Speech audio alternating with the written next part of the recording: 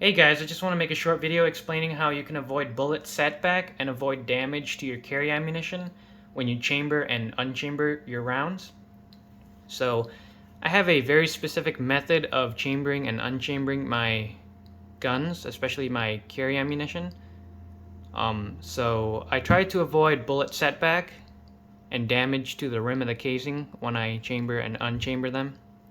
So what happens, guys, when you have a loaded mag like this, and you put it in the gun and you drop the slide home, what happens is your projectile on the casing is getting pushed up against the feed ramp right there, and it's pushing it back by, a few thousandths of an inch every time you do that.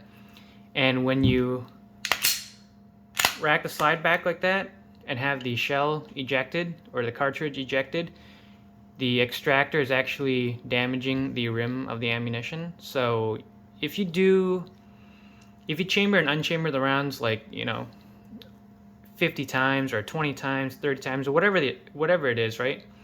You're going to get bullet setback, where your bullet gets deeper and deeper into the casing, and that can cause a lot of issues.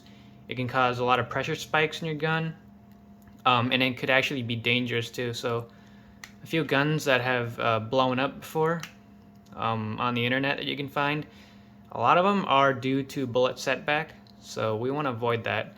We also want to avoid damage to the rim too. So what can happen is when you have a damaged rim, when you actually do need to use that ammunition in, let's say, a self-defense case, or you're at the range and you have damaged ammo, let's say the bullet does shoot, the round does shoot, and it doesn't blow up your gun.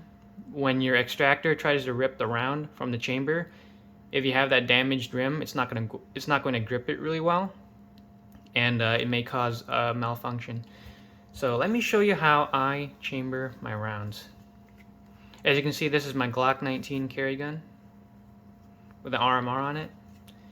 So I drop the round into the chamber like that, and then I bring the slide about that much in, and I slowly pull it back until the round falls onto the breech face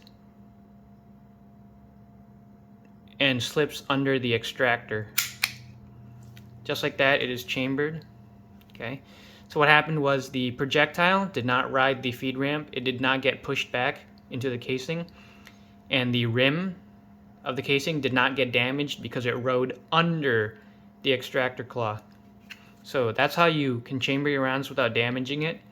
You can do this almost, infinitely, almost indefinitely. So when you unchamber it, you don't want the round to fling out, because then like I said before, your extractor claw is rubbing against that rim.